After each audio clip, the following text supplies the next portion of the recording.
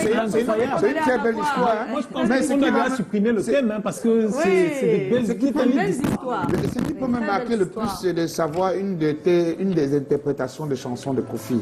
Pour avoir fait plus de temps auprès de Kofi, est-ce que tu as... Je vais t'écouter interpréter une de ces chansons. Ah non, oh là, non, ça c'est pas la peine. Non, mais je peux pas. Lui, tu mets un rossignol et puis, je sais pas. Non, je vais pas m'aventurer là-dedans, moi. C'est dangereux. Callaghan, il veut m'emmener dans un terrain dangereux. C'est tellement délicieux de t'écouter. Alors, moi, ma question, c'est, donc, déjà, historiquement, c'est que tu as travaillé avec beaucoup de labels, dédiés au développement de carrière. Aujourd'hui, tu as ton propre label et tu gères pas n'importe qui, tu gères Passy, tu gères Mission Abisso, tu gères Karine Turam. Oui. Et donc, tu connais très bien le continent, l'Afrique, le Cameroun même en particulier. Tu sais qu'ici, l'industrie n'existe pas, la chaîne musicale, c'est, entre parenthèses, ça n'a même pas commencé, pour ne pas dire que c'est tout pourri. Il y a très peu de professionnels, de véritables professionnels. À ton avis, qu'est-ce qu'on peut faire dans cet état des choses? Et les talents, c'est pas ce qui manque. Hein. Ah non, alors l'Afrique regorge de talents, et particulièrement en musique. Si le bilan est tout aussi négatif que ça aussi. De manière générale. Moi, je connais davantage le Congo que le Cameroun. Mais en tout cas, j'avais bien étudié un peu la situation quand on a fait venir le Midem. Où d'ailleurs Andango était venue. Oui, et Andango, après le Midem, elle avait fait avec Mike, son manager, j'avais fait une fête chez moi et elle avait fait un a cappella et c'est là où elle s'est fait repérer par le Midem à Cannes, où elle a pu aller. J'ai vu qu'elle avait un nouveau titre avec une très jolie pochette. Elle a du talent. Et alors comment développer l'industrie musicale? Déjà, est-ce que vous êtes d'accord avec l'état des lieux? C'est ce qu'on disait. Qu'il y a beaucoup à faire, oui. Et puis en plus, nous, en Afrique centrale, on a du retard par rapport à l'Afrique de l'Ouest. Merci de dire voilà. Mais je me sens africaine, moi, bien sûr. J'ai eu l'ordre national du mérite congolais, quand même. Ah oui. Quelle gentance. Et donc, c'est un ensemble de facteurs. C'est d'abord, il faut qu'on arrête de considérer que la culture, c'est une industrie qui ne rapporte pas d'argent, ou les parents. Il faut leur dire. Non. Non, ça c'est le premier problème. Comment? On leur dit, ils disent d'accord. Comment? Alors comment? Comment ça en France, nous, ce qu'on a fait, l'industrie musicale, c'est que quand la crise du disque est arrivée, quand les ventes de CD ont commencé à s'effondrer, avec les gens allaient tous gratuitement sur Internet, on s'est dit, mais on va mourir, puisqu'il y a eu, je sais pas, peut-être 70% des emplois qui ont disparu. Et donc, on s'est dit, plutôt que de se plaindre, on va faire le contraire par rapport aux politiques. On va dire, regardez combien on représente d'emplois. Et c'est quelque chose qu'on pourrait faire en Afrique pour aller voir les politiques. Parce que quand on fait le compte de tous les métiers qui sont liés à la culture, parce qu'il y a les métiers évidents, les artistes, les journalistes culturels, mais il y a tellement d'autres métiers. Alors déjà, sur un festival, il y a ceux qui sont sur la scène, il y a tous ceux qui sont à côté, il y a les techniciens, les ingénieurs du son, lumière. Il y a ceux qui louent ce matériel, il y a ceux qui le fabriquent, il y a ceux qui l'importent, il y a ceux qui vont louer les barrières de sécurité, les agents de sécu. T'as les mamans qui vendent à l'extérieur. Elles font partie du festival. C'est une économie. C'est une économie. Les gens qui viennent pour le festival, qui vont se déplacer, qui vont être logés. Si on ajoute tout ça, si on ajoute ceux qui fabriquent les instruments de musique, si on ajoute, beaucoup de gens achètent des instruments. Si, les conservatoires, toutes les écoles de musique, les chorales, qui alors le talent des chorales, mais ça représente des instruments. Il faut, et puis quand on est dans une chorale, c'est 2 ou 3 répétitions par semaine, plus le culte. Il y a des graphistes, des architectes, et donc on a fait ça, on a fait un livre blanc et on est arrivé à la fin en disant finalement en France, tous les métiers de la culture, on représente plus que l'industrie automobile en métier et en chiffre d'affaires. Donc si vous nous aidez, vous allez développer l'économie du pays. Et c'est une réalité. Et je pense qu'on peut agir là-dessus, sur l'aspect économique de la culture. Donc le ministère de la Culture a commencé à le faire au Congo-Brazzaville. Donc je ne sais pas si ici, il y a un état des lieux. Déjà, c'est quoi? Il faut d'abord l'état des lieux. Ça représente quoi la culture? Il y a les écrivains aussi. Il y a les bibliothèques, c'est de la lecture, c'est de la culture. Il y a énormément de métiers qui sont liés à la culture. Donc c'est déjà ça. Et après, aller convaincre les gens en disant, si vous nous aidez, vous verrez, le pays va se développer. Parce qu'il y a l'économie, mais il y a aussi la renommée, le rayonnement d'un pays. Un Fally Ipupa, ce qu'il fait pour la RDC ou ce qu'un Kofi a fait, parce que je m'occupe aussi de Roga Roga. Oui, c'est aussi. Roga Roga, avec Bokoko, pour le Congo-Brazzaville, il a fait, mais tellement. Ça fait rayonner un pays. Les gens aiment, se disent, oh, mais il se passe ça dans ce pays. Mais oui, en plus, vous, alors, le Cameroun, vous avez tellement d'artistes, et puis dans beaucoup de styles. C'est ça, dans des écrivains. Ça aussi le secteur touristique. Mais bien sûr, Voilà. bien sûr, la culture, elle est un peu au centre de tout, de l'économie. Du tourisme, mais il y a aussi tout ce qui est climat. On peut très bien faire un festival aussi, en respectant la nature, en s'associant. On en parlait avec une invitée, Aziza, qui vient de Tanzanie, qui fait un festival sur la plage. Et donc, il faut réfléchir. Il ne faut pas que quelqu'un se lance tout seul parce qu'il ne peut pas y arriver. Mais il faut que les gens s'unissent parce que nous, la filière musique, alors nous, on avait une réunion, on s'appelait Tous pour la musique, il y avait tout le monde. Tous les gros labels, les majors, les indépendants, les tourneurs, Mais nous, on se chamaille dans la musique, personne n'est d'accord, tout le monde pense à lui. C'est comme ça. Et en fait, quand on réussit, c'est quand on s'unit. Et quand on arrive à parler d'une seule voix, ce qui est difficile parce qu'on était métier d'indépendant, d'artisan à la base. Mais c'est comme ça qu'on peut faire avancer. Et un projet comme celui-là, Escale Bantou, ça fait avancer les choses. Parce que ça permet de partager des expériences. Exactement. Après, il y a quelque chose, c'est tout qu'ils grand. ont fait ça en France, dans le contexte français, où la politique est plutôt démocratisée, c'est parfait. Est-ce qu'il faut contextualiser à la politique camerounaise? C'est pas évident. Oui, mais ça se fait. Par exemple, moi en Afrique de l'Ouest, du coup, avec cette pression, ils ont maintenant des recommandations, des choses pour développer la culture. Le Congo, on commençait à le faire aussi. Tout le monde doit s'y mettre. Exactement. Pour convaincre les autorités de dire investissez dans la culture et vous aurez un retour sur investissement que vous aurez avec peu d'autres industries parce que nous, en plus, on vous amène le rayonnement, ce que très peu d'autres amènent. Il faut des personnes pour convaincre. Mais on est en train de développer. Ce n'est que ça qu'il faut faire, c'est-à-dire que montrer aux politiques que la culture, ça peut rapporter, ça peut faire rayonner. Alors, c'est tout. ça c'est un axe. Voilà. Oui. Ensuite, le second axe, c'est structurer pour faire progresser. Il faut une volonté de faire progresser. Alors, je vais vous donner un exemple concret. Vous avez un canal Olympia ici. Oui. Donc, vous pouvez bénéficier, si le projet est retenu, du soutien de la Fondation Vivendi. Quand j'arrive au Congo-Brazzaville, en fait, j'ai plein de copains RFI qui me disent le Congo-Brazza, je sais pas, ils candidatent pas beaucoup pour le prix RFI, parce que le prix RFI, c'est vraiment un sacré coup de projecteur sur un artiste. Et donc j'ai dit, mais attends, je vais voir un peu ce qui se passe. Et en fait, les gens, ils étaient un peu découragés parce que ça faisait presque 30 ans que ce prix n'était pas revenu au Congo depuis Zao ou Nzongo Soul. Et donc, je me suis dit, allez, on relève le challenge. Donc, j'ai demandé à Vivendi de nous financer une formation sur au métier de la musique urbaine. Et donc, évidemment, avec un axe où les femmes étaient particulièrement soutenues. Donc, il y avait rappeur, beatmaker, DJ, manager, parce que le manager est un élément fondamental pour la réussite. Quelqu'un qui est dans l'ombre et qui organise. Et on a fait plusieurs années, et donc le niveau s'est mis à monter. Enfin, pas seulement ça, c'était un des éléments. Hein. Ce qui fait monter, c'est la concurrence en musique, c'est la compétition. Mais quand même, ça a monté. Et ben boum, Yangay Soyer, là on a ramené la coupe à la maison 30 ans après. Et son manager et son beatmaker avaient fait la formation.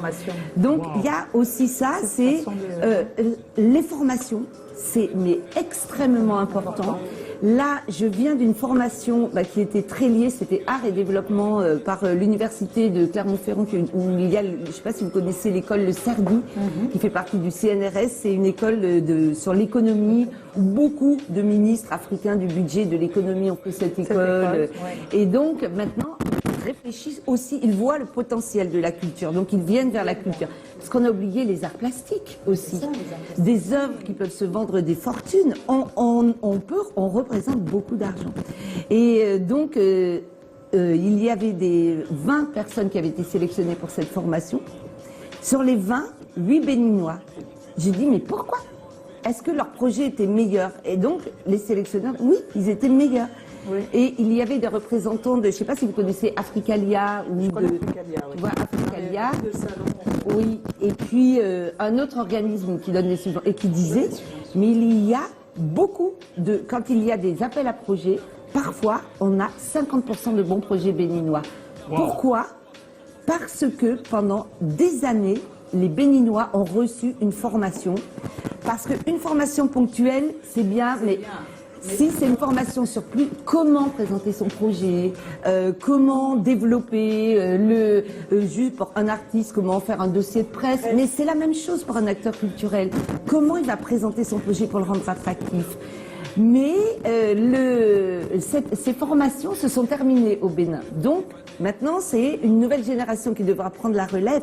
Mais pour moi, ça prouve à quel point la formation et la formation sur la longueur, avec des mentors, c'est se structurer sur la longueur.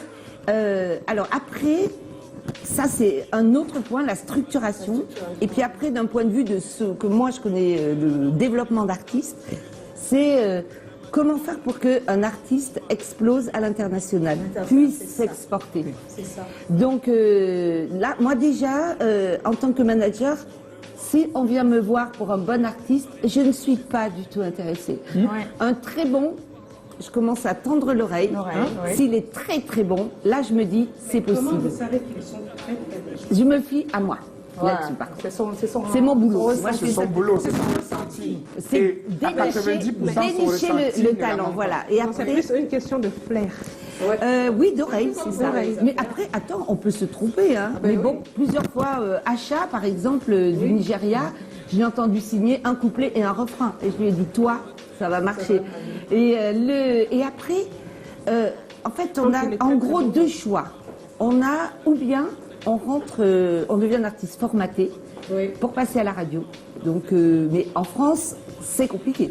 Parce que comme il y a la loi des quotas qu'on a importés du Québec, qui oblige les radios à passer 40% de chansons chantées en français, mais qui a été une énorme protection pour la chanson française. Parce que les pays qui n'ont pas pris ce type de loi sont complètement écrasés par les Rihanna, les Beyoncé. Mais ça veut dire que si on ne chante pas en français, on est dans les 60% restants, donc on est en concurrence frontale avec les Beyoncé.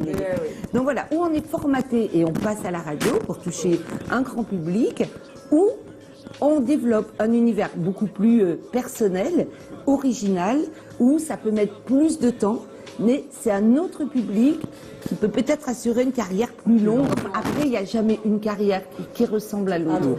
Mais moi, ma spécialité, on va dire, ça va être plutôt la catégorie où on a des artistes comme Karine Biol-Thuram, qui a une voix extraordinaire, qui fait son tribute à Nina Simone.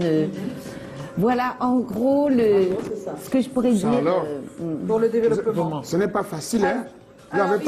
Il y a une question qu'on aimerait poser, et là c'est en lien avec votre état de femme, un peu comme deux, hein, d'accord?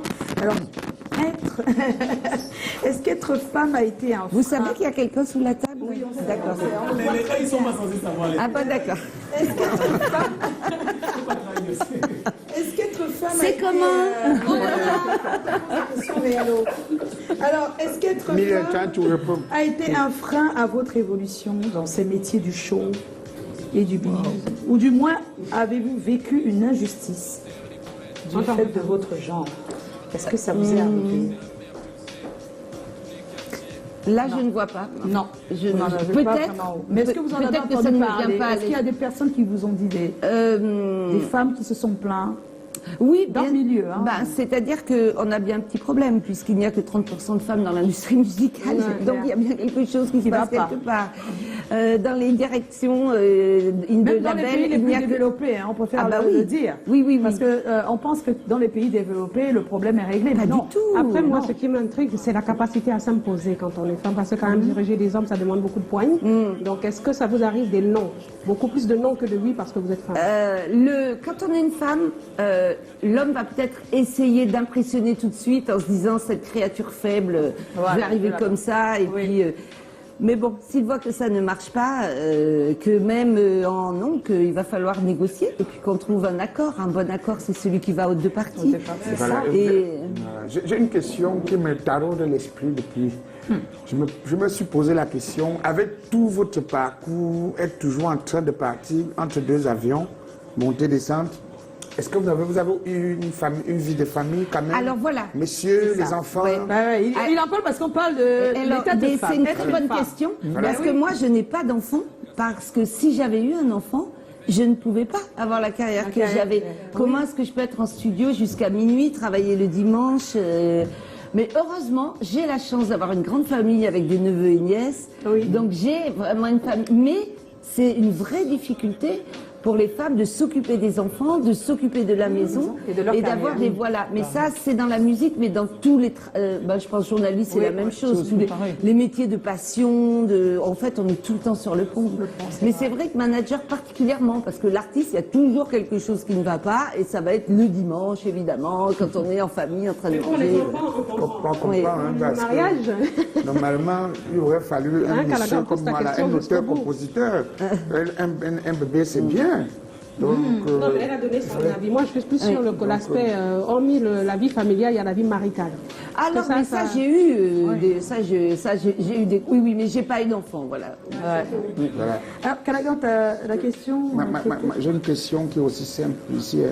Comment on s'impose malgré tout dans ce domaine de lumière pour vaincre le sexisme, les discriminations aux innovateurs? C'est ce dont je parlais ce matin. La première fois que je suis arrivée dans un studio d'enregistrement, j'ai dit, la basse est trop forte. Et donc, l'ingé son, il fait, il baisse pas. Il baisse pas. Il se dit, c'est une femme, elle va jamais entendre. Et je dis, non, t'as pas baissé la basse, là. Il me dit, ah bon?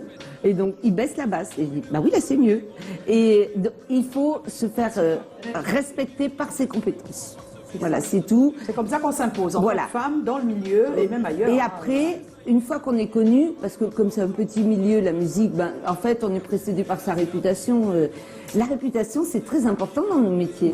Par exemple, quelqu'un qui est malhonnête, ça va se savoir. Et sa réputation, il va arriver quelque part, on va lui dire, t'en penses quoi de lui là? C'est un escroc, laisse tomber et tout. Mais oui.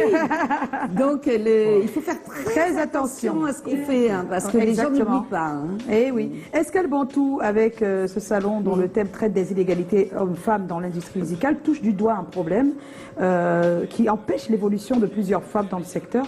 Quel est votre commentaire pour le cas spécifique de la femme africaine? Parce que des fois, il y a des cas spécifiques sur ce problème d'inégalité.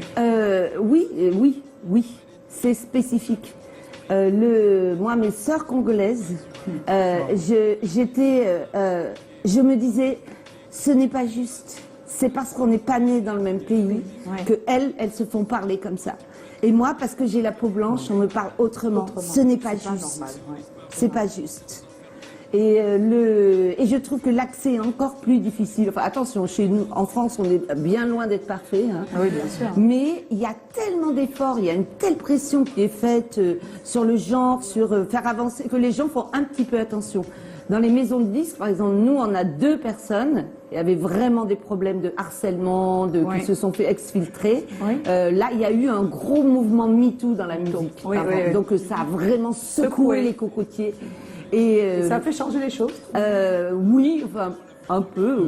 Les gens osent beaucoup moins. Voilà, ils osent beaucoup moins dire dans une réunion marketing, oh mais regarde, en parlant d'une chanteuse qui ne veut pas faire une interview, mais cette grosse pouffe là, elle n'a pas fini de nous faire chier, celle-là. Ils osent moins là maintenant. Voilà, ils ont arrêté là-dessus. Voilà. Et puis en plus, il y a aussi le porte-monnaie, c'est-à-dire que le Centre national de la musique a dit que qui brasse vraiment beaucoup d'argent, que les organismes, enfin aucune société ne peut avoir une subvention du Centre national de la musique si les patrons ne font pas une formation contre le sexisme et les violences sexuelles en entreprise. C'est obligatoire. Et il y a des fonds spécifiques pour le genre. Donc il y a vraiment une volonté de faire avancer parce que Sinon, les êtres humains, ils sont quand même un peu tous les mêmes partout. Donc, si à un moment, il n'y a pas paf... Ça marche pas. Ouais. Alors, Estelle Tefeda, c'est comment? On est là. J'aimerais savoir ce que pense Marie Odigier de nos artistes africains en général et camerounais en particulier, car on observe beaucoup de déviance de la part de ces derniers, surtout côté message de la musique, que la musique véhicule et parfois même le vestimentaire. Alors, ça te alors ben oui, parce que ça rejoint le débat qu'on avait ce matin. Oui. Et donc, on avait quelqu'un dans le panel qui était très rigoureuse sur les questions de vestimentaire, de texte, voilà. Oui. Voilà. Et donc, moi, je l'étais un peu moins. Parce que quand je regarde ce qui se passe dans le reste du monde, enfin, Rihanna, elle est aux 3/4 à poil tout le temps, c'est pas non plus un défilé de bonnes sœurs, hein. Voilà. Donc, pour dire que malheureusement, dans le monde, c'est déjà... un public pour ça, il y a un segment. Ouais. Après, le style vestimentaire ou même la qualité, c'est plus pour soi qu'on le fait. Si on est à l'aise avec, hein, ça va. Maintenant, ça ne donne pas des raisons peut-être aux médias de taper dessus ou bien de véhiculer un message de femmes olé olé ou autre. Après, c'est aussi ce que je disais ce matin, la musique est un art, mais c'est une industrie. Le but d'une industrie, c'est quand même de faire de l'argent. Donc, c'est un business aussi. Donc, si une chanteuse dit « mais moi, je n'ai absolument pas envie de me mettre dans cette tenue que je trouve dégradante pour moi et pour les femmes, je n'ai pas envie de tenir ces propos que je trouve dégradants pour moi et pour les femmes », très certainement une autre va le faire, et peut-être même pire, en pire. Oui. Donc c'est en fait tout un système, toute une société qu'il faut changer. Et comme on l'avait fait, mais là ce sera trop long avec le projet Tosala, où on a fait changer les lois au Congo grâce, pas seulement un mouvement de femmes, un mouvement très fort de femmes victimes de violences. Voilà, pour que les femmes soient protégées des violences. Voilà. Alors, il y a Loïc Rapine. Salut à vous, c'est comment? Je voudrais savoir sa collaboration avec Kerry James, l'icône de la musique française. Ah oui, Kerry, je voulais le signer déjà avec Idéal J. C'est une des plus belles plumes de la chanson française. Et finalement, j'ai pas pu le signer avec Idéal J, mais après on a fait un album et puis ensuite je suis devenue son manager. Et ma co-manageuse que tu connais, c'est Juliette Fievé. Et on s'est rencontrés grâce à Kerry. Donc on est allés se rencontrer, mais alors toutes les deux, on aurait dit deux moutons qui partent à l'abattoir. Parce que Kerry n'est pas un artiste facile, c'est un artiste fort. Et donc co-manager avec quelqu'un qu'on ne connaissait pas, donc on s'est dit, et en fait, ça a été un coup de foudre amical et on est inséparables depuis. Ah, mais on est ravis de vous avoir parmi nous, Marie Odigier.